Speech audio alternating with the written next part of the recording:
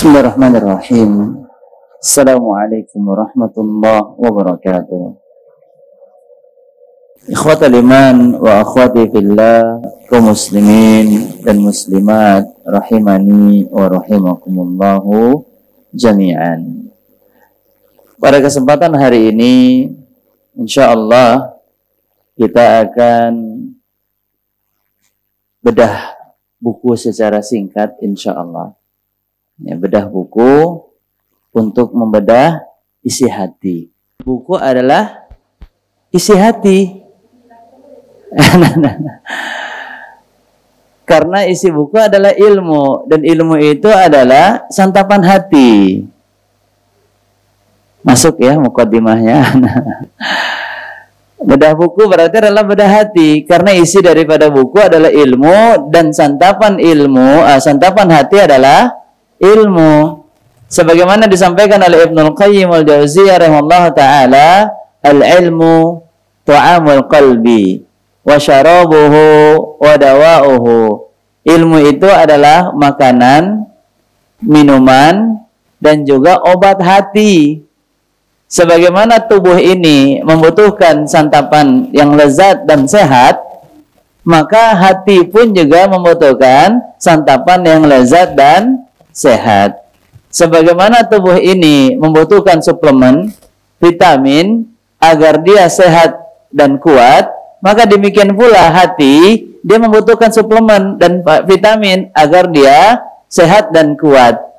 Karena hati itu sama seperti badan, dia bisa sehat dan dia bisa sakit. Ya. Dia bisa kuat dan dia bisa lemah. Badan itu terkadang kuat ketika sehat, tapi dia bisa lemah ketika sakit. Begitupun juga hati. Karena hati itu pembagiannya menjadi 3. Ada qalbun salim, hati yang sehat. Ada qalbun marid, ada hati sakit.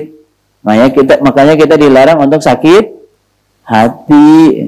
Ya. Kemudian yang ketiga ada qalbun mayyit, yaitu hati yang mati. Ya, hati yang mati. Maka agar terus menjadikan hati kita ini sehat, kuat, ya, maka teruslah kita berikan santapan yang lezat, yang bergizi untuk hati, yaitu adalah ilmu.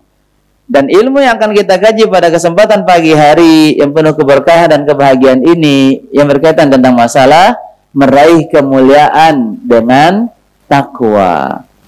Di mana pembahasan ini, faidah-faidahnya saya ambil dari rujukan kitab yang ditulis dan disusun serta diterangkan oleh Al-Ustadz Al-Fadil Yazid Ibn Abdul Qadir Jawas rahimahullah ta'ala. Ya, nanti Bapak Ibu kalau pengen baca lebih detailnya lagi, lebih panjangnya lagi, yaitu adalah silahkan memiliki buku ini.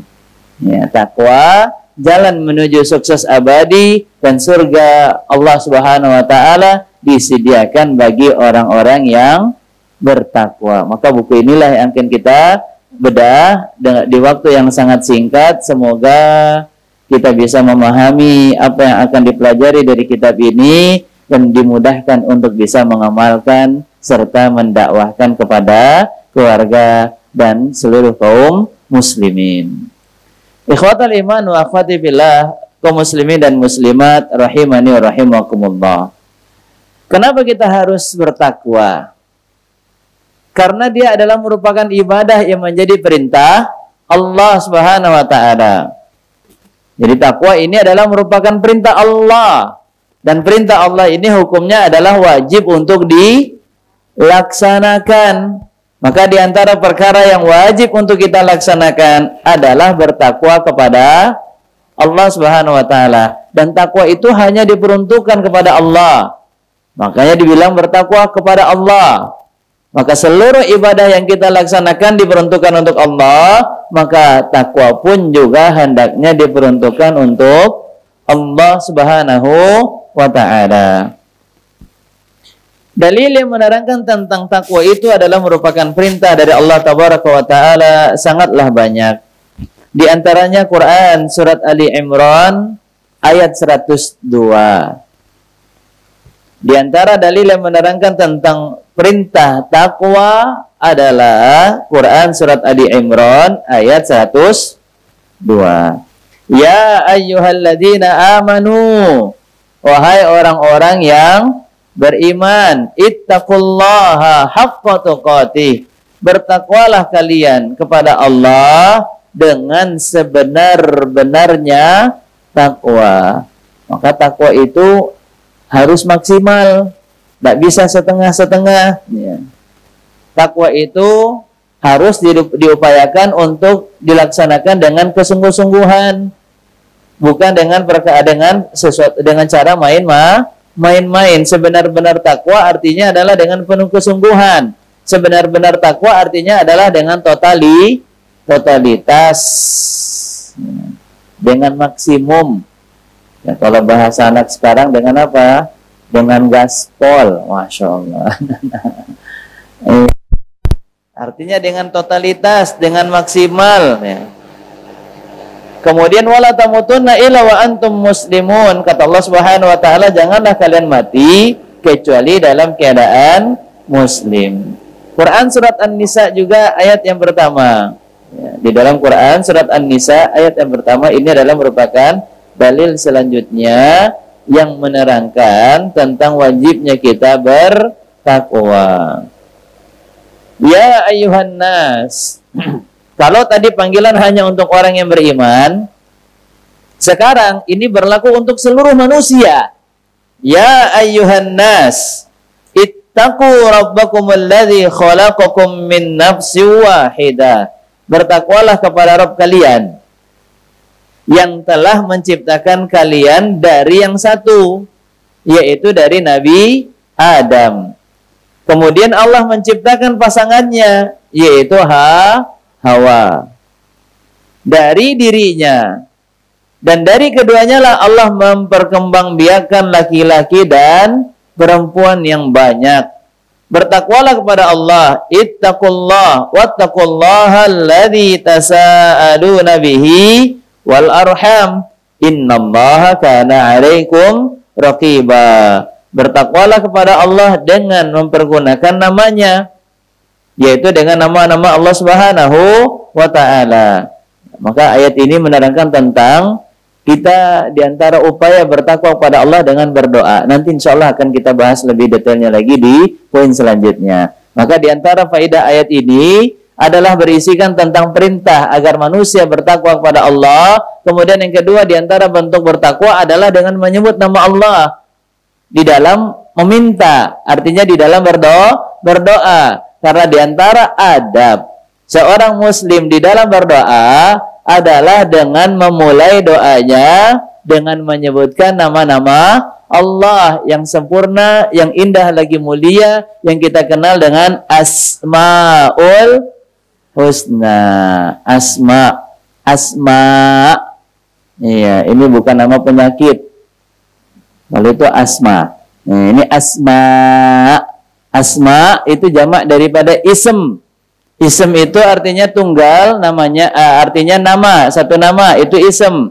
Makanya kalau kita perkenalan dalam bahasa Arab ditanya, siapa namamu? Mas Muki, Mas Muka, ya. Mas ini bukan panggilan untuk orang Jawa, ya. Ya, Mas ada kelanjutannya. Ya, kalau cuma sampai di situ ya orang Jawa, ya. Mas Muk atau Manis Muk. Siapa namamu? Ismun. Ismun itu satu nama. Kalau nak banyak namanya asma. Walillahil asmaul husna fad'uuhu biha. Allah memiliki nama-nama yang indah lagi mulia. Maka berdoalah dengan menyebut nama Allah Subhanahu wa taala. Maka ini diantara adab yang baik di dalam berdoa. Maka Nabi sallallahu alaihi wasallam pernah mendengar orang itu berdoa, langsung ajak dia meminta kepada Allah hajatnya. Maka Nabi memberikan teguran untuk mengajarkan dia adab yang baik di dalam berdoa. Ya, yang pertama adalah mulailah dengan memuji nama Allah. Kemudian yang kedua bersalawat kepada Rasulullah sallallahu alaihi wasallam. Maka inilah maksud daripada salawatin. Karena ada kalimat yang beredar di masyarakat, kalau mau sesuatu salawatin aja dulu. Maksudnya salawatin apa? berdoa, memulai dengan meminta kepada Allah, tapi di dalamnya didahului dengan solawat. Dia ucapkan solawat terlebih dahulu kepada Nabi Sallallahu Alaihi Wasallam, baru setelah itu dia sampaikan apa yang menjadi hajatnya di dalam munajatnya kepada Allah Subhanahu wa Ta'ala. Karena solawat keutamaannya, kata Nabi Sallallahu Alaihi Wasallam, kullu du'ain mahjubun hatta yusalliya ala Nabi Sallallahu Alaihi Wasallam. Setiap doa itu terhalang untuk dikabulkan doanya oleh Allah Subhanahu wa Ta'ala sampai dia bersalawat kepada Nabi Sallallahu Alaihi Wasallam. Artinya pembuka tabir agar tidak terhalang doanya kepada Allah Subhanahu wa Ta'ala yaitu adalah dengan bersolawat. Kemudian yang selanjutnya adalah dengan mengucapkan nama Allah yang indah, Asmaul Husna, yang tidak mesti harus 99 juga disebutkan. Pas sampai 99 lupa apa yang mau diminta. Iya, hanya 2-3 Asmaul Husna disebutkan di awal, baru setelah itu apa? Sebutkan apa yang menjadi hajatnya. Sebagaimana pernah Nabi Sallallahu Alaihi Wasallam melewati seseorang yang sedang berdoa. Ternyata orang tersebut dia mengucapkan nama Allah dengan mengucapkan Ya Dzal Jalali wal Ikram. Siapa yang tahu artinya? Kelanjutannya semangat nih ngelanjutinnya. Ya, tapi artinya tahu nggak tuh? Al-Jalal itu yang maha agung. Ya, Ikram itu yang memiliki kemuliaan. Azza wa Jalla, Jalal asal katanya dari Jalla, Jalal, ya. Jalal atau Azza wa Jalla, Jalla atau Jalal. Ya Dzal Jalali wal Ikram, wahai zat yang memiliki keagungan dan kemuliaan. Dzal Jalali wal Ikram artinya adalah yang memiliki keagungan dan kemuliaan. Ya, maka ini sering kita baca, Allahumma antas salam wa minkas salam tabarakta ya Dzal Jalali wal Ikram, di zikir setelah salat. Ya. Maka ini adalah diantara nama Allah Subhanahu wa Ta'ala yang indah lagi mulia. Ketika Nabi melewati seseorang yang sedang berdoa mengucapkan ya Dzal Jalali wal Ikram, Nabi mengatakan apa? Qodistujibalak. Doa yang akan engkau minta itu semuanya udah dikabulkan sama Allah. Belum disebutkan doanya, belum dia sampaikan doanya, tapi baru memulai dengan pujian. Nah, kadang-kadang kita secara logika pun juga demikian. Coba kalau anak ngerayu orang tuanya, kita tahu nih anak tuh kalau ngerayu orang tuanya pasti ada maunya, kayak laki yang ngerayu bininya atau bini ngerayu suaminya gitu, mesti ada maunya. Nah, ketika rayuannya itu, nah kalau bahasa Jakartanya rayuan maut. Rayuannya itu rayuan yang betul-betul Masya Allah, membuat hati itu meleleh. Nah, diantaranya di dalam doa adalah Asmaul Husna. Orang kalau dirayu, orang tua dirayu sama anaknya, ketika belum meminta sesuatu, langsung apa kata orang tuanya? Mau apa? Ayo sebutin aja deh. Ya. Biasanya kan seperti itu. Nah, ini kayaknya ada maunya nih. Udah mau tambahan uang jajan kan? Padahal bisa jadi dia minta cuma 5.000, kita ngasihnya 10.000 dan seterusnya. Manusia aja kalau dipuji seperti itu, apalagi Allah Subhanahu wa Ta'ala. Maka ini tentu adalah diantara adab yang mulia yang dilakukan oleh seorang hamba di dalam meminta kepada Allah. Jangan langsung menyampaikan apa yang menjadi hajatnya, tetapi alangkah mulianya dan alangkah baiknya di dalam berdoa, mulailah dengan adab-adab yang telah diajarkan oleh Nabi Sallallahu Alaihi Wasallam. Di antaranya adalah dengan berselawat, kemudian dengan menyebutkan nama-nama Allah Subhanahu Wa Taala. Wattaqullaha alladzi tasaaluna bihi wal arham. Bertakwalah kepada Allah yang dengan mempergunakan namanya kamu saling meminta, yaitu berdoa di dalam menyebutkan nama Allah Subhanahu wa Ta'ala. Ya, di dalam berdoa menyebutkan nama Allah. Dan peliharalah hubungan kekeluargaan. Maka ayat ini pun juga menerangkan tentang pentingnya kita menjaga silaturahim. Ini adalah merupakan perintah Allah, dan ini adalah merupakan amalan orang yang bertakwa. Di antara kebaikan yang dilakukan oleh orang-orang yang bertakwa adalah senantiasa memelihara hubungan kekeluargaan atau silaturahim. Sesungguhnya Allah menjaga dan mengawasimu. Kemudian yang selanjutnya, kenapa kita harus bertakwa kepada Allah Subhanahu wa Ta'ala? Yang pertama tadi, karena dia perintah Allah. Kemudian yang kedua, dia adalah merupakan wasiat para nabi kepada umatnya. Seluruh nabi mereka senantiasa memberikan wasiat kepada umatnya, kepada kaumnya. Dan di antara wasiat yang senantiasa diingatkan, diulang-ulang oleh para nabi untuk disampaikan kepada umatnya adalah yang berkaitan tentang takwa. Yang berkaitan tentang takwa. Sebagaimana ini disampaikan oleh Nabi Sallallahu Alaihi Wasallam ketika berkhutbah pada saat melaksanakan haji terakhir yang kita kenal dengan penyebutan Hajjatul Wada'. Wada' artinya adalah perpisahan. Perpisahan Nabi Sallallahu Alaihi Wasallam dengan umatnya. Maka ketika Nabi Sallallahu Alaihi Wasallam menyampaikan khutbah pada Hajjatul Wada' saat haji perpisahan, maka Nabi Sallallahu Alaihi Wasallam mengatakan ittaqullaha rabbakum. Dalam hadis yang dikeluarkan oleh Imam Ahmad, Tirmidzi, Ibnu Hibban dan yang lainnya, Nabi Sallallahu Alaihi Wasallam memberikan wasiat takwa atau memberikan beberapa wasiat di dalam khutbah pada saat Hajjatul Wada. Yang pertama adalah berkaitan tentang masalah takwa. Wasallu khamsakum, dan salatlah, hendaklah kalian mengerjakan salat yang 5 waktu. Wasumu syahrakum, hendaknya kalian mengerjakan puasa yang diwajibkan di bulan Ramadan.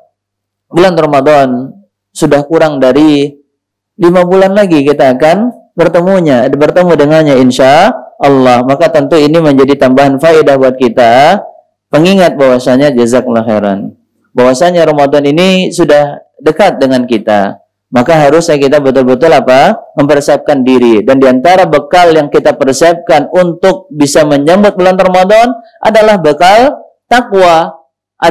Bekal takwa, karena ibadah puasa Ramadan diwajibkan oleh Allah Subhanahu wa taala agar kita bisa lebih meningkatkan lagi takwanya kepada Allah Subhanahu wa taala. Ya ayyuhalladzina amanu kutiba alaikumus syiyam kama, apalagi lanjutannya, alalladzina min la'allakum. Nah, ini ketahuan kultum Ramadan nggak pernah bolong. Iya, karena dulu kan ada tugas ya oleh sekolah ya dulu untuk mencatat nasihat kultum Ramadan. Habis itu antri minta tanda tangan. Masya Allah. La'alakum tattaqun, agar kalian bertakwa. Maka kita persiapkan sekarang ini betul-betul ketakwaan kita kepada Allah Subhanahu wa taala, agar bulan Ramadan benar-benar menjadi bulan yang bisa meningkatkan ketakwaan kita sebaik mungkin kepada Allah Subhanahu wa taala. Teringat nasihat yang disampaikan oleh Ibnu Rajab Al-Hambali rahimahullah taala di dalam kitabnya Lataiful Ma'arif, bahwasanya di dalam buku tersebut dikutip sebuah kebiasaan salafus soleh, orang-orang soleh terdahulu. Mereka 6 bulan lamanya sebelum datangnya bulan Ramadan itu sudah mengadahkan tangannya, membasahi lisannya dengan penuh harapan di dalam hatinya untuk bisa dipertemukan dengan bulan Ramadan. 6 bulan sebelum datang bulan Ramadan, mereka sudah mengadahkan tangannya, meminta kepada Allah dengan penuh harapan. Mereka berkata, Allahumma balighna Ramadan. Ya Allah, pertemukanlah, sampaikanlah kami dengan bulan Ramadan. Wa baligh Ramadan, dan sampaikanlah Ramadan itu untuk kami. Artinya jadikanlah kami ini bisa berjumpa, bersua dengan bulan Ramadan. Untuk apa? Agar bisa mendapatkan THR. Ya bukan. Agar bisa pulang kampung. Bukan. Agar bisa dapat banyak cutinya. Bukan. Ya kalau kita kan bulan Ramadan nih, Masya Allah, bulan penuh keberkahan. Bukan hanya keberkahan dalam ibadah dan pahala, tetapi juga dalam masalah rezeki. Orang yang nggak pernah biasanya jual-jualan minuman, makanan, bulan Ramadan banyak jualan. Memang ini baik untuk bisa mendapatkan keuntungan dunia. Tapi jangan sampai untuk hanya mencari keuntungan dunia, kita mengabaikan keuntungan akhirat. Apa itu pahala? Pahala di bulan Ramadan dilipat gandakan sebanyak mungkin. Ya, sebanyak mungkin. Dan jualan itu tempatnya di mana, Bapak Ibu? Pasar. Dan pasar tempat beribadah atau tempat yang banyak yang melalaikan? Banyak melalaikan. Makanya Nabi SAW mengatakan, wa syarrul biqa, tempat yang paling buruk yang ada di muka bumi ini adalah pasar. Gak ada tuh Bapak Ibu, jarang sekali. Iya, ketika lagi jalan milih-milih barang sambil zikir, sambil noleh-noleh kanan kiri zikir, jarang. Ini tempat yang melalaikan. Ya, tempat yang melalaikan. Subhanallah. Maka jangan sampai betul untuk mencari keuntungan dunia di bulan Ramadan dia maksimalkan, tapi ternyata dia terlalaikan daripada mencari keuntungan akhirat. Dan hari di bulan Ramadan diingatkan oleh Allah Subhanahu wa taala, ayyaman ma'dudat. Hari-hari yang terbatas. Ya, ayyaman ma'dudat. Ayyam, tahu ayyam? Bukan yang biasa Bapak Ibu makan. Itu tanpa tasdid itu. Ini ayyam. Ayyam jamak daripada yaum. Kalau satu hari namanya yaum, tapi kalau banyak hari namanya ayyam. Ma'dudat. Ma'dudat artinya bilangan-bilangan tertentu yang ada batasnya. Kurang lebih jumlah harinya yang ada di bulan Ramadan antara 29 atau 30. Tidak ada 31. 31 bid'ah. Yang nggak ada tanggal 31 di bulan Hijriyah, 29 atau 30. Kalau 31 berarti itu sudah 1 Syawal, udah Yaumul Id, Idul Fitri. Hari-harinya terbatas. Keutamaannya pun juga yang ada di sana itu tidak bisa kita dapatkan di luar daripada bulan Ramadan. Pintu-pintu surga dibuka, pintu-pintu neraka itu ditutup, syaitan pun juga dibelenggu. Itu hanya terjadi di bulan Ramadan. Bahkan di dalamnya terdapat ada satu malam yang lebih baik daripada 1000, tapi sedikit yang bisa mencarinya karena tidak tahu tentang keutamaannya. Hanya orang yang bertakwa lah yang tahu tentang keutamaan daripada suatu ibadah. Di antaranya adalah malam Al-Qadar, Lailatul Qadri khairum min alfi syahr. Maka ini sedikit pengingat karena kita membahas tentang masalah puasa Ramadan. Karena kita sebentar lagi insya Allah kurang dari 5 bulan kalau tidak salah ini sudah berada di Rabiul Akhir ya, pertengahan Rabiul Akhir. Kemudian setelah itu kita sudah akan mempersiapkan diri masuk ke bulan Ramadan. Bagi ibu-ibu yang mungkin masih ada kasbon ya, ada utang puasa yang belum diqodho, maka diupayakan untuk diqodho ya, utang puasanya yang belum diqodho diqodho. Wa addu zakata amwalikum, di antara wasiat selanjutnya yang disampaikan oleh Nabi sallallahu alaihi wasallam pada Hajjatul Wada yaitu adalah tunaikan zakat dari harta-harta kalian. Wa ati'u dza amrikum, dan taatilah pemimpin kalian yaitu ulil amri. Tadkhulu jannata rabbikum, niscaya dengan kalian melakukan berapa amalan tadi? Berapa amalan yang disebutkan oleh Nabi sallallahu alaihi wasallam sebagai wasiat di Hajjatul Wada? Sempat menghitungnya? Ada 5. Ada di 5. Pertama, takwa kepada Rabb. Kemudian yang kedua, salat 5 waktu. Yang ketiga, puasa Ramadan. Yang keempat, tunaikan zakat harta kalian. Yang kelima, taati pemerintah atau pemimpin kalian yang mengurus urusan maslahat daripada masyarakat. Maka kalian dengan melaksanakan 5 perkara ini, kata Nabi sallallahu alaihi wasallam, tadkhulu jannata rabbikum, maka kalian akan masuk ke surga Rabb kalian, masuk dalam surga dengan melaksanakan 5 perkara ini. Kemudian wasiat yang lain yang disampaikan oleh Nabi sallallahu alaihi wasallam dari Mu'adz bin Jabal dan Abu Dzar Al-Ghifari radhiyallahu ta'ala anhuma, Nabi sallallahu alaihi wasallam bersabda, ittaqillaha haitsu ma kunta wa atbi'is sayyi'atal hasanata tamhuha wa khaliqin nasa bi khuluqin hasanin. Dalam hadis yang hasan dikeluarkan oleh Imam Ahmad, Tirmizi, Ad-Darimi, Al-Hakim dari sahabat yang mulia Abu Dzar Al-Ghifari radhiyallahu ta'ala anhu, Nabi sallallahu alaihi wasallam bersabda, ittaqillah, bertakwalah kepada Allah. Bertakwalah kepada Allah. Jadi kata takwa ini bukan hanya kepada orang yang sedang lalai, tetapi juga kepada orang yang sedang semangat di dalam melaksanakan ibadah. Kepada orang yang taat pun juga hendaknya kita berikan peringatan untuk senantiasa bertakwa kepada Allah. Haitsu ma kunta, dimanapun kalian berada. Bisa jadi sekarang dia semangat dalam beribadah, tapi berjalan hari berkurang semangatnya, terkena penyakit apa itu? Futur. Ya, futur. Futur ini bukan bahasa Inggris yang artinya masa depan.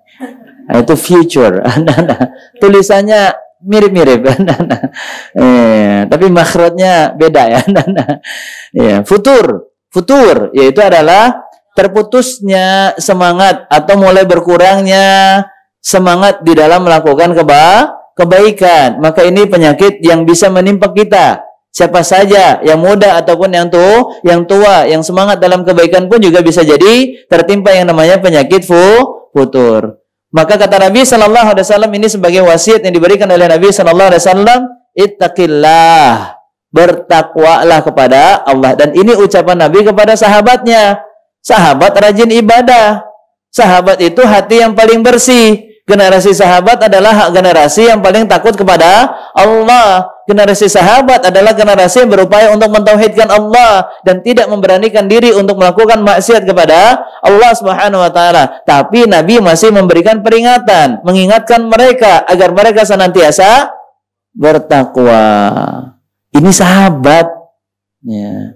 Bagaimana dengan kita? Maka sangat-sangat seharusnya kita ini diberikan peringatan setiap harinya dengan peringatan yang sangat banyak yang berkaitan tentang masalah takwa. Di setiap saat hendaknya kita diingatkan untuk bertakwa kepada Allah. Maka istri ketika hendak berangkat suaminya ke tempat kerjanya, ingatkan tentang bertakwa. Anak yang hendak berangkat ke tempat kuliahnya, tempat belajarnya, tempat kerjanya, hendaknya diingatkan untuk juga bertakwa kepada Allah Subhanahu wa taala. Maka di antara wasiat ataupun juga nasihat yang baik yang kita selalu sampaikan kepada yang lainnya adalah nasihat takwa. Takwa. Maka dari apa yang disampaikan oleh Nabi sallallahu alaihi wasallam ini menjadi pelajaran bagi kita semuanya agar saling mengingatkan di dalam takwa kepada Allah Subhanahu wa taala. Kemudian Nabi sallallahu alaihi wasallam mengatakan kelanjutan daripada hadis ini, wa atbi'is sayyi'atal hasanata tamhuha, dan ikutilah yang namanya keburukan dengan kebaikan. Niscaya kebaikan ini dapat menghapuskan keburukan tersebut. Wa khaliqin nasa bi khuluqin hasanin, dan bergaulah sesama manusia dengan akhlak yang mulia. Maka seorang muslim itu bukan hanya yang baik dalam ibadah, tapi seorang muslim itu pun juga harusnya baik dalam muamalah. Makanya kita ada dua istilah yang kita kenal, ada hablum minallah, ada hablum minan nas. Hubungan kita itu harus diperbaiki dengan baik. Baik itu hubungan dengan Allah ataupun juga hubungan dengan sesama ciptaan Allah tabaraka wa taala, sesama manusia, terkhusus di antara kita dengan saudara kita sesama muslim.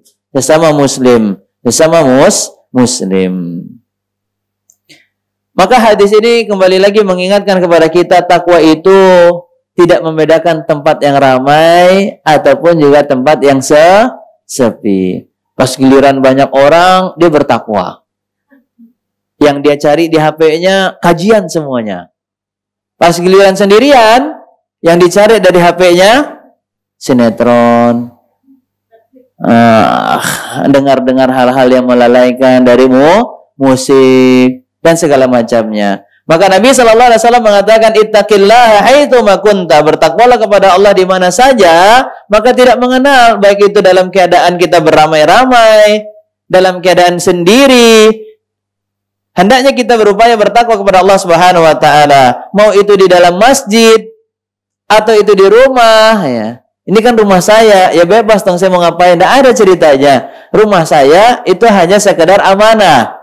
Ya, rumah yang saat ini kita huni ini adalah merupakan amanah, nikmat yang suatu saat akan diminta pertanggungjawabannya. Untuk apa kita gunakan rumah tersebut yang ada di dalamnya? Apakah kita menggunakan di dalamnya dengan kebaikan atau dengan keburukan? Ini semuanya akan ditanya oleh Allah Subhanahu wa taala, sebagaimana diingatkan oleh Allah di akhir Quran surat At-Takatsur, "Tsumma latus'alunna yauma idzin 'anin na'im. Semua nikmat itu adalah merupakan pemberian yang datang dari Allah Tabaraka wa Ta'ala. Wa ma bikum min ni'matin faminallah.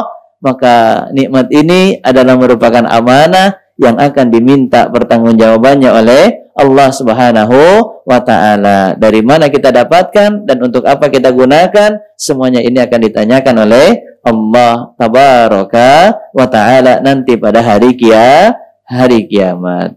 Maka bertakwa itu di mana saja. Mau di rumah, mau di masjid, di luar rumah, bahkan mohon maaf di dalam kamar mandi. Nah, ini pun juga harusnya apa? Kita berupaya menjaga diri di dalam kebaikan, menjauhkan diri daripada keburukan. Ya. Maka bertakwalah kita di mana saja, dalam rumah, di sekolah, tempat kerja, di pasar, di masjid, di majelis ilmu, dimanapun kita berada. Dan kapanpun kita itu melewati waktunya, pagi, siang, sore, malam, maka hendaknya kita lalui waktu dan tempat tersebut dengan takwa. Kalau bahasanya orang Kelapa Gading, takwa forever. Ya, takwa forever. Takwa itu selalu, always, ya. Harus di mana saja. Ya di mana saja. Karena ada orang yang dia pakai jilbab ketika kumpul di pengajian. Tapi pas giliran kumpul dengan teman-temannya, mohon maaf, mungkin lagi nongkrong di restoran. Wah, saya malu Ustaz. Yang lain nggak pada pakai jilbab, saya sendiri pakai jilbab. Malah harusnya kebalikannya. Yang nggak pakai jilbab itulah yang harusnya malu, karena dia menyelisihi apa yang diperintahkan oleh Allah, menyelisihi apa yang diperintahkan oleh Rasulnya Sallallahu Alaihi Wasallam. Malu itu adalah ketika kita menyelisihi syariat, itu tempat malu. Maka itulah yang dimaksud dengan al-haya minal iman, yang disabdakan oleh Nabi Sallallahu Alaihi Wasallam. Malu itu bagian daripada iman. Iya, malu dari bagian daripada iman, maksudnya adalah malu untuk menyelisihi perintah Allah, malu untuk menentang yang namanya ketentuan yang telah ditetapkan oleh Allah dan Rasulnya Sallallahu Alaihi Wasallam. Maka malu ini adalah merupakan ibadah. Dalam riwayat yang lain juga ini disebutkan oleh atau dikutip oleh Imam Ahmad, At-Tirmidzi, Abu Dawud, dan dikutip oleh Imam Al-Albani di dalam kitabnya Silsilah Al-Ahadits As-Sahihah. Nabi sallallahu alaihi wasallam bersabda, memberikan wasiat, usikum bittaqwallah wasam'i wa ta'ah. Aku berwasiat kepada kalian agar senantiasa bertakwa kepada Allah, selalu mendengar dan taat kepada ulil amri, yaitu pemimpin. Maka dari sini kita sudah mendapatkan pelajaran selanjutnya. Kenapa kita harus bertakwa? Karena ini adalah juga merupakan perintah dan sekaligus wasiat dari Nabi kita Muhammad sallallahu alaihi wasallam. Selanjutnya,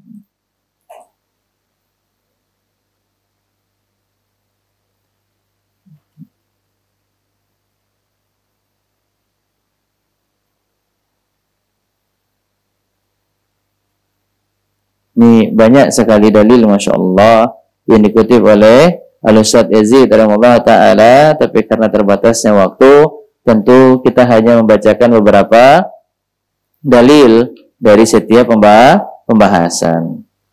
Selanjutnya, kita masuk kepada di mana letaknya takwa. Ini sudah bab yang ketiga, jamaah. Masya Allah. Waktu yang singkat langsung bab ketiga. Masya Allah. Selesai dari sini khatam ya. Habis itu tasyakuran, potong kambing ya. Bab yang ketiga, di mana letaknya ketakwaan? Hakikat takwa itu letaknya adalah di hati. Sebagaimana cinta, Masya Allah, ada cinta. Itu berada di hati. Apapun kebaikan itu semuanya berada dalam hati. Keikhlasan keikhlasan kita di dalam beribadah letaknya di hati. Kekhusyuan di dalam beribadah letaknya di hati. Rasa takut kita kepada Allah Subhanahu wa taala letaknya di hati. Ridho, qanaah, berharap, roja, berharap kepada Allah Subhanahu wa taala itu letaknya di hati. Maka semua kebaikan itu pada asalnya tempatnya satu. Di mana? Hati. Makanya sering kita tuh kalau keluar rumah, mungkin sama orang tua atau sama orang lain, dibilangnya apa? Hati-hati ya. Artinya apa? Bawa hati. Iya, bawa hati. Kita melakukan perkara dunia aja harus dengan hati katanya. Nah, ini kerjaannya nggak dengan hati nih tuh. Jadinya apa? Hasilnya berantakan. Hasilnya nggak total, hasilnya nggak maksimal, hasilnya nggak lebih bagus. Nah, pekerjaan dunia saja sering kita menyebutkannya demikian. Mengerjakan itu dengan hati. Wah, ini enak banget nih masaknya pakai hati ya. Masya Allah. Maka ibadah pun adalah tempatnya di hati. Sebagaimana dalil yang diterangkan oleh Allah Subhanahu wa taala di dalam Quran surat Al-Hajj ayat 32.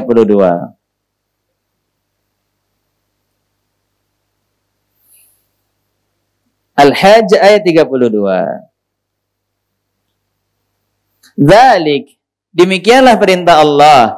Wa may yu'azzim sya'airallah fa innaha min taqwal qulub. Siapa yang mengagungkan syiar-syiar Allah? Mengagungkan itu apa? Memuliakan dan mengerjakan. Memuliakan dan mengerjakan perintah-perintah Allah yang menjadi syiar Allah Subhanahu wa taala di dalam agama Islam, maka sesungguhnya hal tersebut timbul dari ketakwaan hati. Ya, siapa yang mengagungkan, melaksanakan syiar-syiar Allah Subhanahu wa taala, maka itu perbuatan yang baik tersebut timbul dari ketakwaan hati, min taqwal qulub.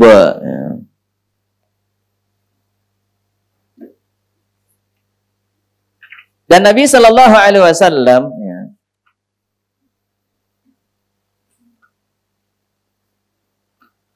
ya di dalam kitab ini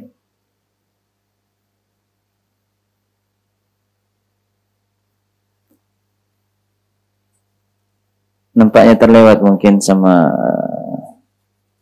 Ustaz. Alhamdulillah ada hadis sahih yang dikeluarkan Imam Ahmad dan Muslim dari Abu Hurairah radhiyallahu taala anhu. Bahwasanya Rasulullah sallallahu alaihi wasallam menegaskan bahwasanya takwa itu di hati dengan sabdanya sebelum sampai kepada isi daripada pembahasan tentang takwa itu di hati. Nabi sallallahu alaihi wasallam memberikan nasihat terlebih dahulu tentang apa yang menjadi sifat yang harusnya dimiliki oleh seorang mukmin. Yang pertama, tidak boleh hasad atau dengki. Yang kedua, tanajush, yaitu melaksanakan transaksi yang menyelisihi syariat. Wala tabaghadu, dan juga jangan saling membenci. Ini sifat seorang mukmin. Dia tidak boleh membenci saudaranya, kecuali yang dia benci adalah keburukannya, maksiatnya. Dan itu yang disebut dengan benci karena Allah. Ada cinta karena Allah, ada benci karena Allah. Wala tadabaru, dan tidak boleh saling membelakangi. Apa maksud daripada saling membelakangi? Buang muka. Muka udah bagus-bagus ditaruh di sini dibuang. Iya, ketemu, dia lagi. Tak sudi aku menyapanya gitu. Tak sudi aku melihatnya. Ya, mau bertemu dengannya, melihat wajahnya. Maka ini namanya apa? Membelakangi. Seorang mukmin dengan mukmin yang lain tidak boleh saling membelakangi. Kemudian Nabi sallallahu alaihi wasallam mengatakan, wala yabi' ba'dukum ala bai'i ba'd. Janganlah kalian jualan saudaranya yang telah yang sedang dilaksanakan transaksi. Iya. Menawar apa yang ditawar oleh orang, sampai orang tersebut kalau nggak jadi dia sudah meninggalkan, baru kita boleh menawar. Wa kunu ibadallahi ikhwana, dan jadilah hamba-hamba Allah yang bersaudara. Kenal nggak kenal, beda ras, beda suku, beda bangsa, tapi kalau kita tahu dia adalah saudara kita yang sama dengan keimanannya dengan kita, maka kita harus saling bersaudara. Jadi persaudaraan itu ada beberapa sebabnya. Ada yang sebab karena persusuan, maka terjadilah persaudaraan. Ada sebab nasab. Kemudian ada lagi sebab karena satu akidah, satu iman. Innamal mu'minuna ikhwah. Al-muslim akhul muslim. Muslim itu adalah saudara bagi muslim yang lain. Ya, saudara berarti apa? Saling menyayangi. Tidak boleh saling membenci, tidak boleh saling menzalimi. Kata Nabi sallallahu alaihi wasallam, muslim adalah saudara bagi muslim yang lain, di mana bentuk persaudaraan itu adalah tidak boleh menzalimi, tidak boleh menelantarkan, kemudian tidak boleh membohongi, ya, mendustai, dan tidak boleh mengejek. Nah, sekarang itu orang menganggap mengejek itu hal yang biasa. Lucu-lucuan, orang yang gemuk dibilangnya apa? Gentong kamar mandi.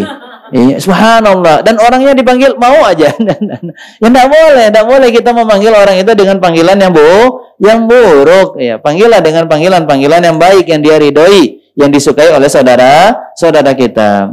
Maka tidak boleh kita mengejek satu dengan yang lain. Kemudian kata Nabi sallallahu alaihi wasallam, baru ini adalah inti daripada yang kita bahas sesuai dengan tema. At-taqwa hahuna yushiru ila sadri salata marrat. Nabi menunjuk ke arah dadanya dan beliau mengatakan takwa itu di sini, takwa itu di sini, takwa itu di sini. Disebutkan berapa kali? Dari mana tahunya? Ngitung ya. Iya, Nabi mengatakan salata marrat, menunjuk ke arah dadanya. Sodurun itu di sini, dada. Rabbi syrahli sadri. Sadri artinya adalah dada. Ya Allah, lapangkanlah dadaku. Ya, sesuatu yang menyesakkan dada, permasalahan, kita minta untuk dilapangkan dengan doa tersebut. Rabbi syrahli sadri, yaitu doa Nabi Musa alaihi salatu wassalam. Maka Nabi sallallahu alaihi wasallam mengatakan takwa itu di sini, takwa itu di sini, takwa itu di sini, menunjukkan ke arah dadanya sebanyak 3 kali. Maka dari hadis ini memberikan penjelasan yang sangat jelas bahwasanya di mana letaknya ketakwaan, yaitu di hati, ya di hati. Maka ibadah yang kita laksanakan pada hakikatnya yang terlebih dahulu kita lihat itu adalah ibadah hati. Ibadah hati. Karena dengan ibadah hati itu baik, yaitu takwa hati itu baik, maka takwa yang zahir ini pun juga akan menjadi baik. Ketika ibadah hati ini baik, apa amalan yang zahir yang dilakukan oleh anggota tubuh kita yang lainnya pun juga akan menjadi baik. Tapi sebaliknya, jika takwa amalan hati ini buruk, rusak, sakit, maka anggota tubuh yang lainnya yang ada itu pun juga akan menjadi rusak, buruk, dan juga sakit. Sebagaimana Nabi sallallahu alaihi wasallam mengingatkan di dalam hadisnya yang sahih, muttafaqun alaih, ya, yang disepakati oleh Imam Al-Bukhari dan Muslim, dari An-Nu'man bin Bashir radhiyallahu ta'ala anhu, Rasulullah sallallahu alaihi wasallam bersabda, ala wa inna fil jasadi mudghah. Ketahuilah bahwasanya di dalam jasad kita ini ada satu gumpalan daging. Idza salahat, apabila satu gumpalan daging tersebut baik, salaha al-jasadu kulluh, maka seluruh anggota tubuh kita ini akan menjadi baik. Wa idza fasadat, apabila satu gumpalan daging tersebut rusak, fasadal jasadu kulluh, maka seluruh anggota tubuh kita yang lain pun juga akan menjadi rusak. Ala wahiyal qalbu, ketahuilah bahwasannya segumpal daging tersebut adalah hati, hati. Maka hati ini selalu kita benahi, hati ini selalu kita perbaiki. Dengan cara apa? Dengan tazkiyatun nufus, Maka di antara kitab yang bagus juga yang saya rekomendasikan untuk Bapak Ibu sekalian mempelajari dan membacanya adalah karya ilmiah yang dituliskan oleh Al-Ustaz Yazid Ibn Abdul Qadir Jawas rahimahullah ta'ala yang berkaitan tentang manhaj ahlu sunnah di dalam melaksanakan tazkiyatun nufus. Karena orang yang selalu membersihkan hatinya, tazkiyatun nufus, itu adalah membersihkan hati, membersihkan jiwa. Ketika hati dan jiwa ini baik, maka seluruh ibadah kita dan seluruh apa yang akan kita lewati di dalam kehidupan dunia, bahkan nanti di akhirat, mesti berada di dalam kebaikan. Tazkiyatun nufus. Makanya di dalam Quran surat Asy-Syams, surat matahari, wasyamsi waduhaha, Allah katakan di tengah-tengahnya, qad aflaha man zakaha wa qad khaba man dassaha. Beruntunglah orang yang senantiasa mensucikan jiwanya, dan merugilah orang yang terus mengotori jiwanya. Maka teruslah kita jaga hati ini, bersihkan hati ini, karena disinilah letak takwa. Baik, selanjutnya. Apa keuntungan kita bertakwa kepada Allah Subhanahu wa taala? Maka tentu ini adalah pembahasan selanjutnya. Orang yang bertakwa, pertama, dia adalah orang yang paling mulia di sisi Allah Subhanahu wa taala. Sebagaimana Allah katakan di dalam Quran surat Al-Hujurat, surat yang ke-49, halaman 13. Ayat 13, afwan, ayat 13. Kalau halaman mushafnya 517.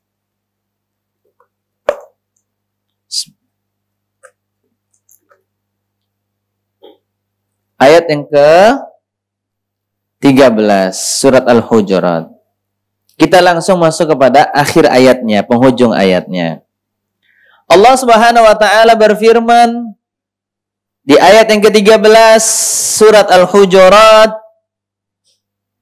"Inna akramakum indallahi atqakum." Sesungguhnya orang yang paling mulia di antara kalian adalah mereka orang-orang yang bertakwa kepada Allah Subhanahu wa taala, yang paling bertakwa.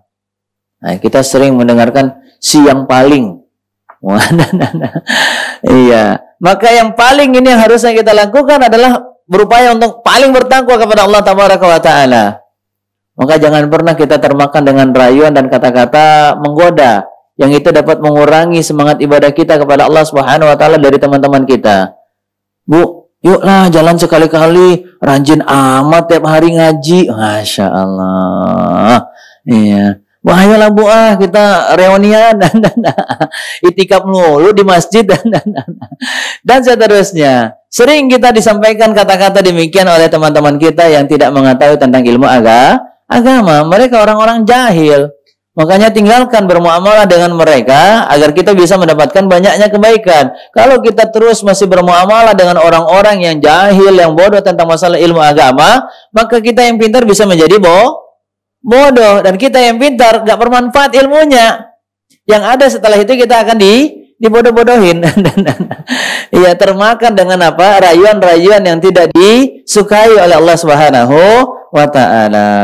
Maka nanti akan kita bahas di sini, di antara bentuk upaya kita untuk bertakwa adalah memilih teman yang soleh, teman yang betul-betul baik di dalam agamanya, teman yang baik di dalam akhlaknya. Jadi yang baik itu kita lihat dari dua sisi, baik dalam pelaksanaan ibadah, dan yang kedua baik dalam akhlak ketika muamalah. Karena Rasul Sallallahu Alaihi Wasallam itu diutus oleh Allah Subhanahu Wa Taala untuk dua tugas ini. Yang pertama, agar mengajarkan ibadah yang baik kepada manusia. Dan yang kedua adalah agar mengajarkan kepada manusia bagaimana mereka bisa menghiasi dirinya dengan akhlak yang mulia di dalam muamalah sesama manusia.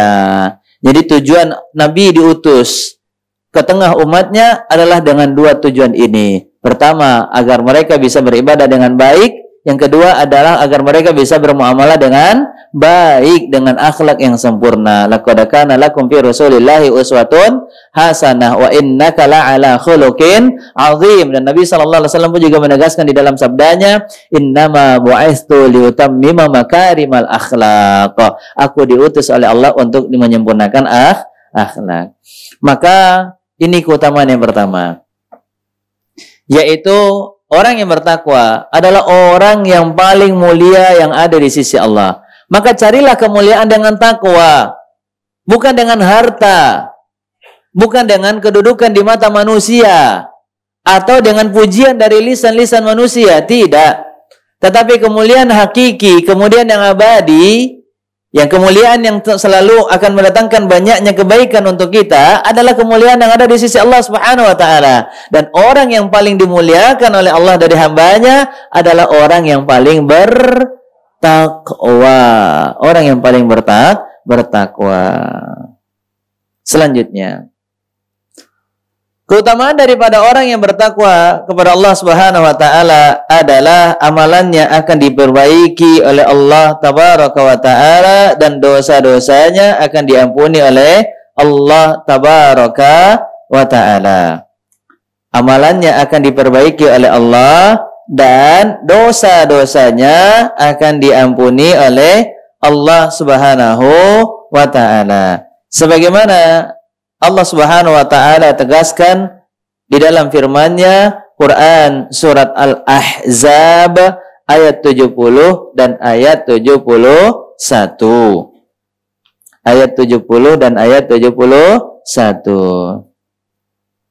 Surat Al-Ahzab ayat 70 sampai 71. Surat yang ke-33.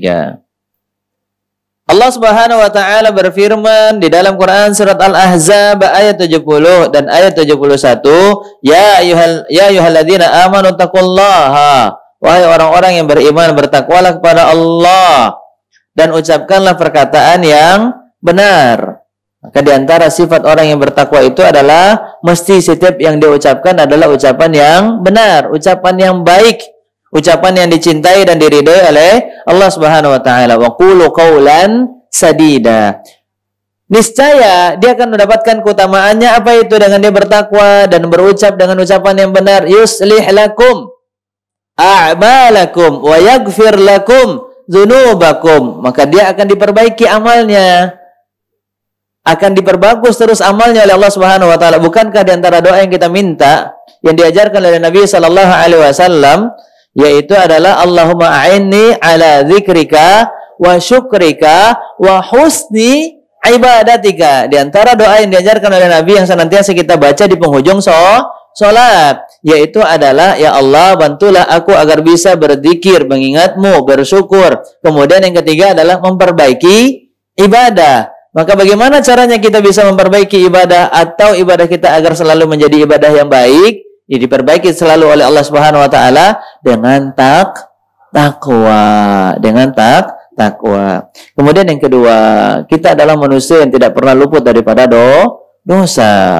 Dosa kecil, begitupun juga naudzubillah daripada dosa besar, dosa ucapan, dosa perbuatan, dosa yang zahir maupun dosa yang batin. Karena dosa ini bukan hanya dosa zahir, tapi juga ada dosa batin. Di antara contohnya apa? Dosa batin. Ketika beramal tidak ikhlas, ketika beramal bercampur riya, ketika beramal bercampur sum'ah, ketika dia beramal dia menganggap dirinya lebih baik daripada yang lain, dia merendahkan orang lain dan dia menganggap dirinya lebih mulia daripada yang lain, maka itu di antara dosa batin.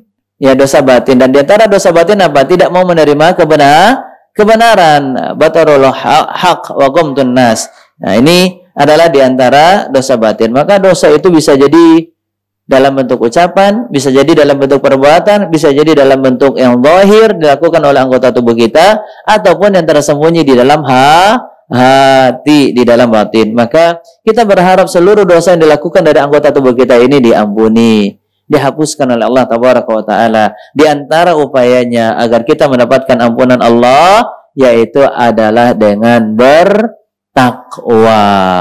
Maka ini adalah keutamaan yang kedua yang selanjutnya daripada buah manis takwa, diperbaiki amalnya dan diampuni dosanya. Kemudian yang selanjutnya keutamaan daripada takwa yaitu adalah Allah Subhanahu wa taala akan memberikan dia rezeki dari arah yang tidak dia sangka-sangka.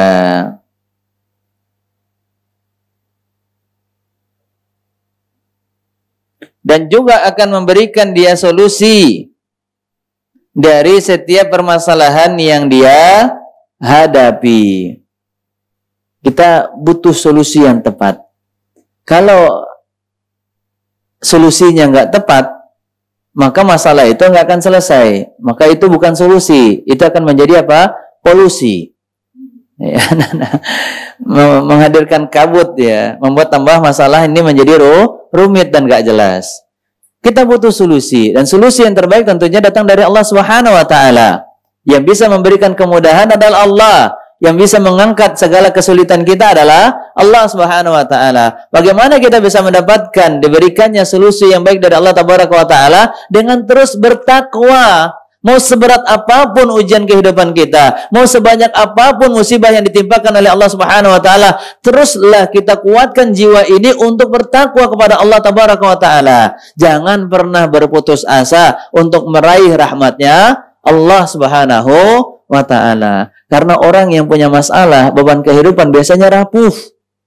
Dia goyah, mudah oleh syaitan untuk mengajak dia ke dalam pintu-pintu keburukan. Mudah sama syaitan untuk bisa mengajak dia di dalam kemaksiatan. Makanya teman-teman, kalau melihat ada saudaranya yang sedang punya masalah, jangan dibiarkan sendiri.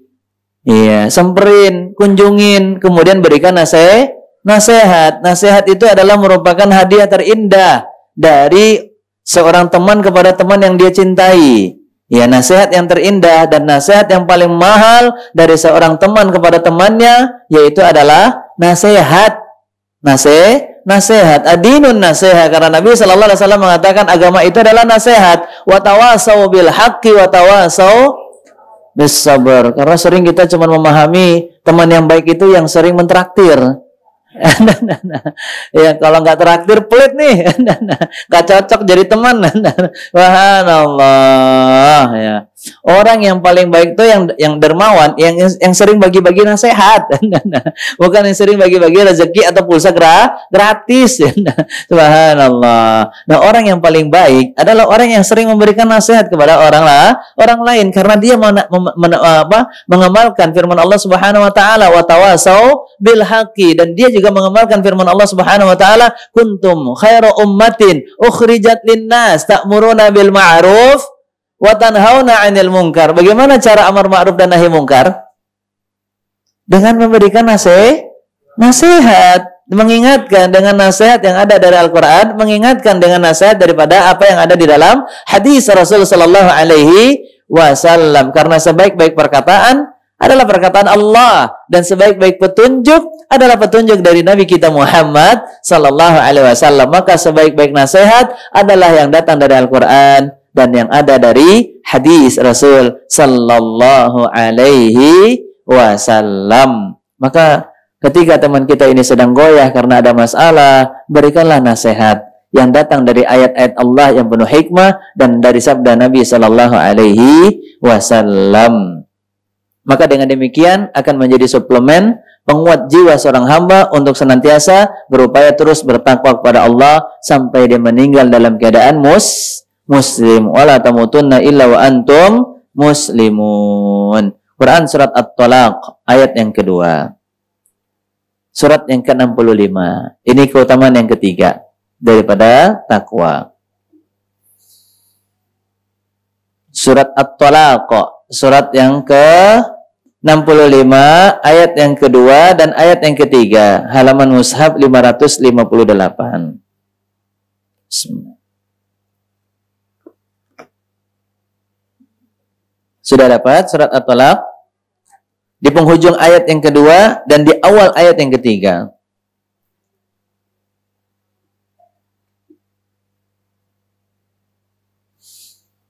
Di penghujung ayat, dari ayat yang kedua, Allah Subhanahu wa taala berfirman, "Wa may yattaqillah yaj'al lahu makhraja."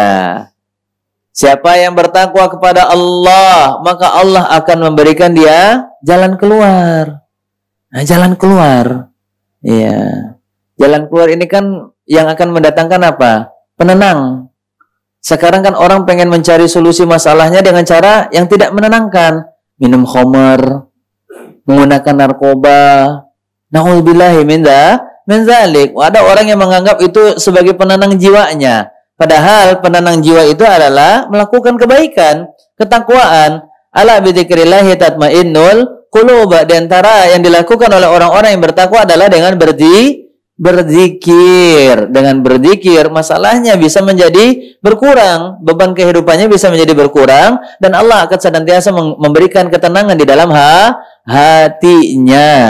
Hati kalau sudah tenang, pikiran menjadi jernih, sehingga dia akan lebih mudah di dalam mencari solusi yang tepat di dalam menyelesaikan masalah. Tapi kalau hati tidak tenang, pikiran keruh, maka dia tidak bisa menyelesaikan masalah. Maka itu namanya apa? Menyelesaikan masalah dengan menghadirkan masalah yang baru. Iya. Kalau kita apa? Menyelesaikan masalah tanpa masalah. Kalau ini menyelesaikan masalah dengan masalah yang baru. Akhirnya sama dengan datang lagi masalah yang lainnya. Wa yarzuquhu min haitsu la yahtasib, dan Allah Subhanahu wa taala akan memberikan rezeki dari arah yang tidak dia sangka-sangka. Dari arah mana saja akan ada yang namanya rezeki yang diberikan oleh Allah bagi mereka yang senantiasa berupaya untuk bertakwa. Di antara bentuk bertakwa apa? Mencari harta yang halal. Ustaz, kita nih kalau jujur-jujur amat cari harta kayaknya gini-gini aja gitu duitnya.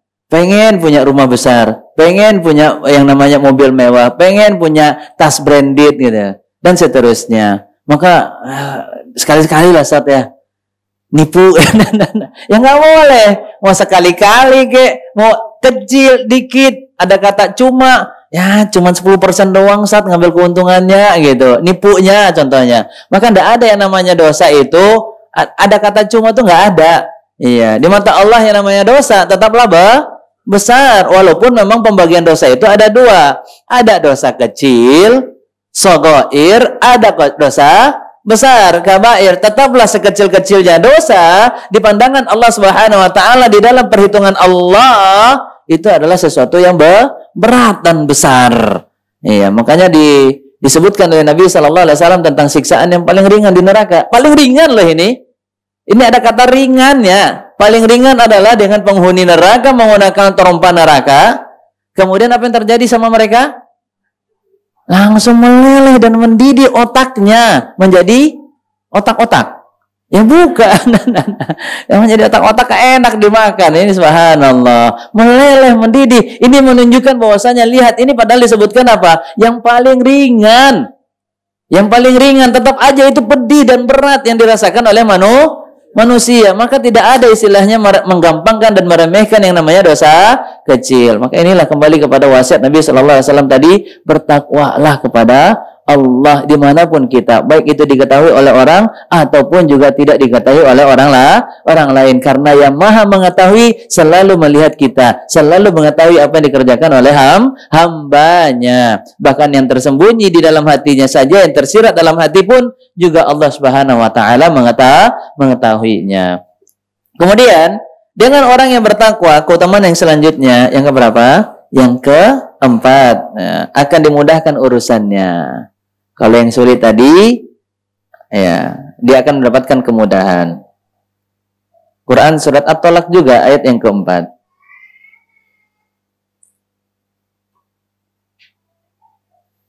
Wa may yattaqillaha yaj'al lahu min amrihi yusra. Siapa yang bertakwa kepada Allah, Allah akan menjadikan segala urusannya menjadi yusra, mudah. Ya, kata yusra ini kan sering kita dengarkan, diantaranya di dalam firman Allah, fa inna ma'al usri yusra, inna ma'al usri yusra. Dan sekali lagi kita mendapatkan kata ini di mana? Di dalam ketakwaan. Siapa yang bertakwa kepada Allah, urusannya yang sulit akan diberikan kemudahan. Sulit mungkin dia mendidik anak, maka caranya adalah dengan dia terus bertakwa, menjadi orang tua yang bertakwa. Sulit dia untuk bisa mengingatkan suaminya, maka jadilah pasangan yang bertakwa. Sulit suami untuk bisa mendidik istrinya, jadilah suami yang bertakwa. Sulit dia untuk mengerjakan urusannya, maka jadilah dia hamba yang bertakwa. Maka segala kesulitan yang sedang dihadapi di dalam urusannya akan diberikan kemudahan oleh Allah Subhanahu wa taala. Sulit dia untuk apa? Mencari ilmu, memahami ilmu yang dipelajari, maka dapatkanlah dengan cara bertakwa. Karena orang yang bermaksiat, lawan kata daripada takwa apa? Dosa. Kalau takwa itu adalah kebaikan, amal soleh, mengerjakan amal soleh yang diridhoi dan dicintai oleh Allah Subhanahu wa taala, maka kebalikan daripada takwa itu adalah dosa. Maka orang yang melakukan dosa, urusannya akan lebih sulit lagi, tidak akan mendapatkan kemudahan. Orang yang melakukan dosa, dia sulit untuk bisa memahami ilmu agama. Sebagaimana ini nasihat yang disampaikan oleh gurunya Al-Imam Syafi'i, yaitu Imam Waqi' rahimahullah ta'ala mengatakan, al-ilmu nur, wa nurullah la yuhda lil 'asi. Ilmu itu adalah merupakan cahaya, dan cahaya Allah tidak akan diberikan kepada mereka orang-orang yang melakukan maksiat. Ustaz, kenapa ya saya selalu udah berupaya ngajinya udah bertahun-tahun dengan kitab yang sama dan ustadz yang berbeda. Dia nggak paham-paham juga. Ustadznya kalau dulu mungkin pertama kali nyalahin ustadznya kecepatan nih nyampeinnya dan suaranya kecil gitu ya kan. Mungkin dikritik ustadznya, tapi dengan ustadz yang lain dengan pembahasan yang sama masih aja susah untuk dipahami. Berarti bukan ustadznya yang salah, yang ada kesalahannya adalah di diri kita. Bisa jadi masih ada maksiat yang menutupi hati kita sehingga ilmu yang menjadi cahaya Allah itu tidak masuk di dalam hati. Maka mintalah segala sesuatu, harta, rezeki, kebaikan, ilmu dengan ketakwaan kepada Allah Subhanahu wa taala. Dan yang terakhir, iya, yang terakhir. Masya Allah, udah main terakhir aja ini. Iya, Masya Allah. Keutamaan daripada takwa yang keberapa? Iya, yang terakhir. Yang kelima, yaitu adalah orang yang bertakwa, dia akan mendapatkan balasan yang penuh kemuliaan. Apa itu? Surga.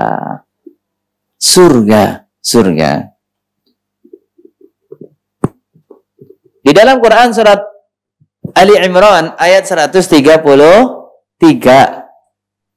Allah Subhanahu wa taala berfirman, "Wasari'u ila maghfiratin min rabbikum wa jannatin 'arduhas samawati wal ardu u'iddat lil muttaqin." Bersegeralah untuk meraih ampunan Allah dan bersegeralah untuk meraih surga Allah yang luasnya surga Allah seluas langit dan bumi, yang diperuntukkan, yang disediakan untuk orang-orang yang bertakwa.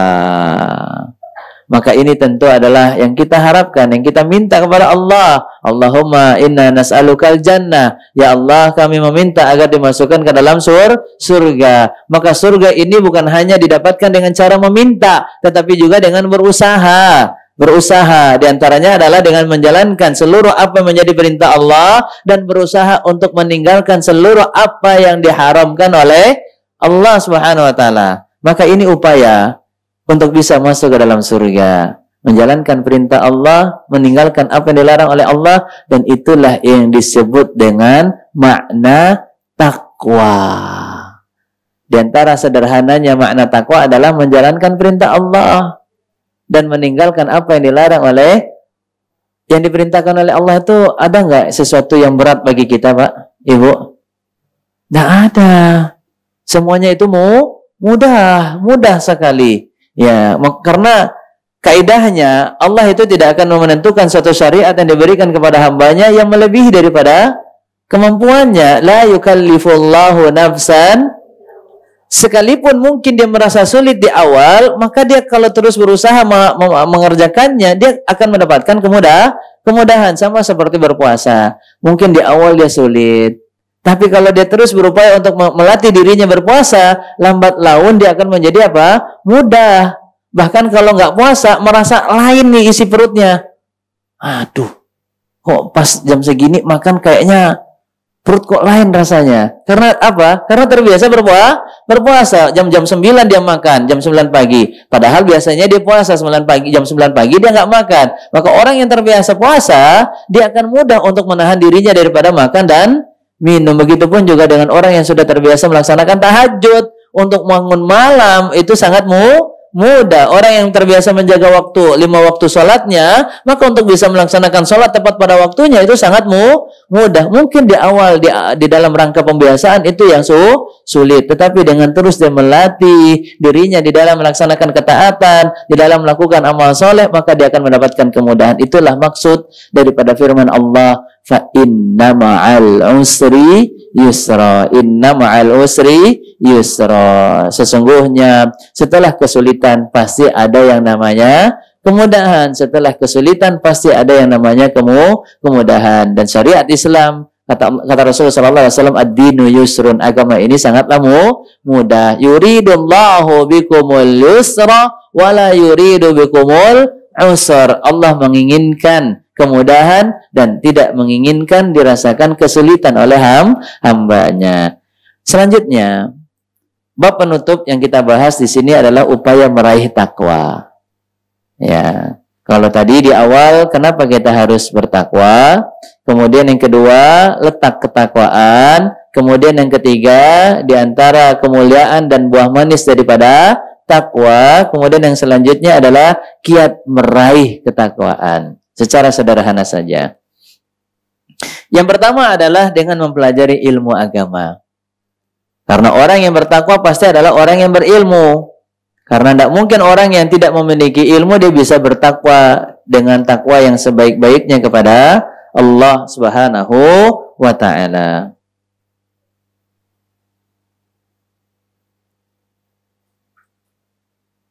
Kemudian yang kedua adalah dengan mempelajari Al-Quran.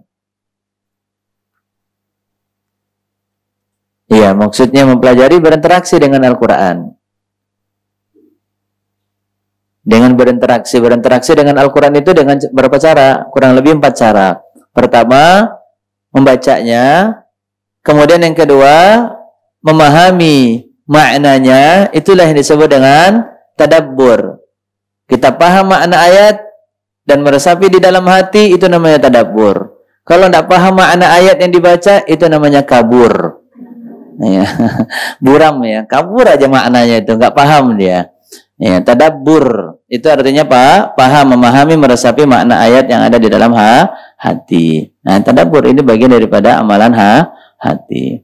Kemudian cara yang ketiga di dalam berinteraksi dengan Al-Quran adalah dengan mengamalkan, ya, mengamalkan hukum-hukum yang ditetapkan oleh Allah di dalam Al-Quran. Kemudian yang keempat, cara berinteraksi dengan Al-Quran adalah menghafalkan. Jadi diupayakan Bapak Ibu jangan hanya mencukupkan dengan hafalan yang seikhlasnya dari surat Al-Ikhlas. Ya. Tambah ya. Makin tambah makin ikhlas insya Allah. Ya. Jangan hanya hafalannya seikhlasnya saja. Kemudian yang kelima berinteraksi dengan Al-Quran yaitu adalah dengan mengajarkannya. Mengajarkan. Jadi ada 4 atau 5 cara berinteraksi dengan Al-Quran, yaitu dengan mempelajari bacaannya, yang kedua adalah dengan mentadaburinya, yang ketiga adalah dengan mengamalkan hukum-hukum yang ada, yang keempat adalah dengan menghafalkan, dan yang kelima adalah dengan mengajarkan hukum-hukum dan juga bacaannya kepada yang lainnya. Orang yang mempelajari Al-Quran dan mengajarkan Al-Quran adalah mereka sebaik-baik umat, sebaik-baik manusia yang ada di sisi Allah Subhanahu wa taala, sebagaimana hadis sahih dikeluarkan oleh Imam Muslim dari sahabat mulia Utsman bin Affan radhiyallahu taala anhu. Nabi sallallahu alaihi wasallam bersabda, "Khairukum man ta'allama al-Qur'ana wa 'allamahu." Sebaik-baik kalian adalah yang mempelajari Al-Quran dan yang mengamalkannya. Kemudian yang selanjutnya, kiat untuk bisa meraih ketakwaan adalah dengan berdoa. Takwa ini anugerah, pemberian dari Allah kepada hamba pilihan.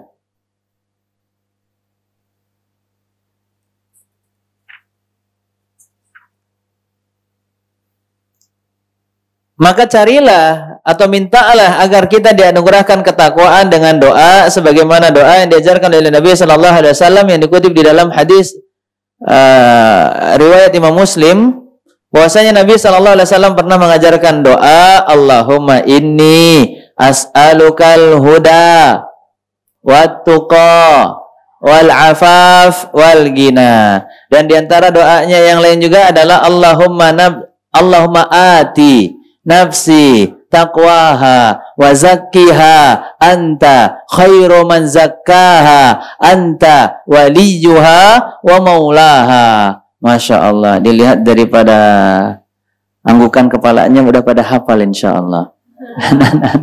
Ya soalnya dari tadi nggak ada yang ngangguk-ngangguk ya. Gini aja. Siapa yang hafal doa tersebut? Yang Allahumma ati nafsi taqwaha. Ibu hafal? Masya Allah, silakan Ibu sampai anta waliyuha wa maulaha, atau mungkin sampai yang terakhir. Masya Allah, silakan, ada hadiah saya bawa ini. Ya, di ujung. Ulangin Ibu. Ibu mencepat-cepat. Ibu. Bismillah. Bismillahirrahmanirrahim. Allahumma ati nafsi taqwaha wa zakiha anta khairu man zakkaha anta waliyuha wa maulaha. Terus yang terakhirnya hafal enggak? Allahumma inni a'udzubika min ilmin la yanfa' min qalbin. Oh, enggak hafal, masyaallah, enggak apa-apa. Ya, tetap.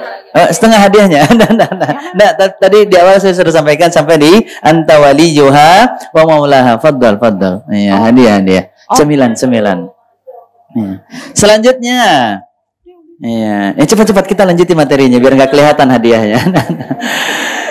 Selanjutnya yaitu adalah kiat untuk bertakwa memilih teman. Nah, ini sebagaimana sudah kita sampaikan tadi. Pilih teman. Nabi sudah memberikan caranya.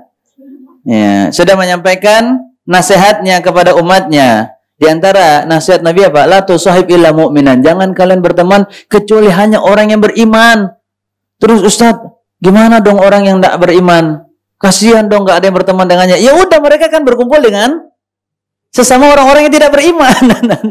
Yang kita berkumpul dengan orang-orang yang beriman. Kita tuh berkumpul di dunia bersama orang yang beriman, dan di akhirat pun juga akan dikumpulkan bersama orang yang beriman. Kenapa kita mengasihani orang yang terhadap dirinya sendiri tidak mengasihaninya?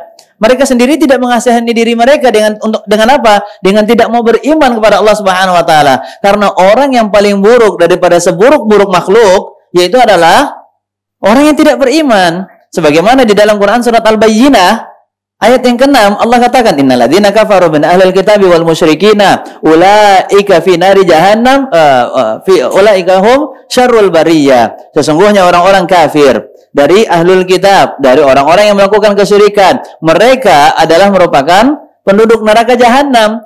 Yang kemudian Allah katakan ulaika hum syarrul bariyah, seburuk-buruk makhluk. Ya, seburuk-buruk penciptaan Allah Subhanahu wa taala adalah orang kafir dari ahlul kitab dan juga orang kafir dari dari orang-orang yang melakukan kesyirikan. Maka mereka sendiri tidak mengasihani dirinya. Bagaimana kita kok harus mengasihani diri mereka? Maka perbaiki pergaulan kita, lihat circle kita, pilihlah teman-teman kita, yaitu teman-teman yang soleh, yang beriman dan bertakwa kepada Allah Subhanahu wa ta'ala. Kemudian yang selanjutnya, di antara upaya untuk bisa bertakwa ini yang menjadi poin yang paling mungkin kita harus tekankan, yaitu adalah menjauhkan diri daripada dosa dan maksiat. Ya. Terlebih perkara-perkara yang melalaikan sebenarnya. Karena dosa itu adalah hasil selanjutnya daripada perbuatan sia-sia. Ya. Maka dari perbuatan yang awalnya mungkin boleh kita kerjakan tapi meninggalkannya lebih baik, itu namanya apa? Mubah. Sesuatu yang boleh kita kerjakan tapi dengan meninggalkannya lebih baik, lebih diutamakan, itu namanya mubah. Tinggalkan perkara yang mubah saja dianjurkan untuk ditinggalkan, apalagi yang tidak ada manfaatnya. Sedangkan Nabi Shallallahu Alaihi Wasallam memerintahkan kita untuk bersungguh-sungguh di atas perkara yang bermanfaat. Ihris ala ma yanfa'uk. Kemudian Nabi Shallallahu Alaihi Wasallam juga bersabda, min husni islamil mar'i tarkuhu ma la ya'ni. Di antara tanda baiknya Islam seseorang adalah dengan meninggalkan perkara yang tidak bermanfaat untuknya. Maka kita seorang muslim ini adalah merupakan ciptaan Allah Subhanahu wa taala yang spesial, yang tidak diucapkan melainkan mereka mengucapkan yang baik-baik. Seorang muslim tidak melakukan sesuatu melainkan sesuatu yang baik ya, yang mendatangkan manfaat untuk dirinya dan juga orang lain. Maka tinggalkanlah dosa dan maksiat. Karena inilah perkara yang dapat memudahkan kita untuk bisa bertakwa dengan sebaik-baiknya takwa kepada Allah Subhanahu wa taala. Aqulu ma tasma'un wa sallallahu ala nabiyyina Muhammadin wa ala alihi wa sahbihi wa sallam wa akhiru da'wana anil hamdulillahi rabbil alamin. Pertanyaan, siapa yang bisa menyebutkan 4 kiat agar menjadi hamba yang bertakwa? Bapak Ibu silakan, fastabiqul khairat. Tidak ada ceritanya ladies first ya. Ya, ini dalam kebaikan semuanya harus saling berlomba.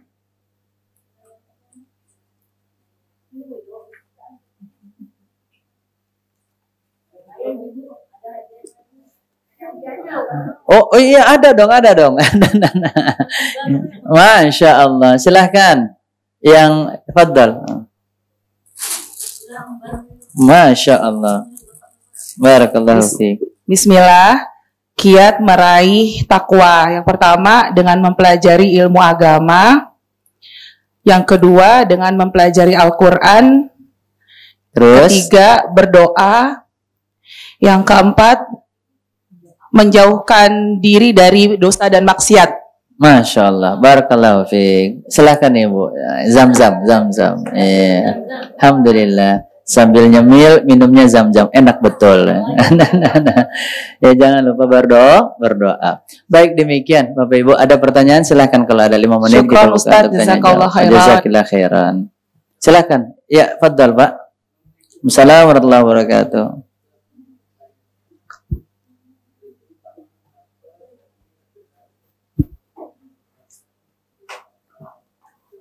Iya.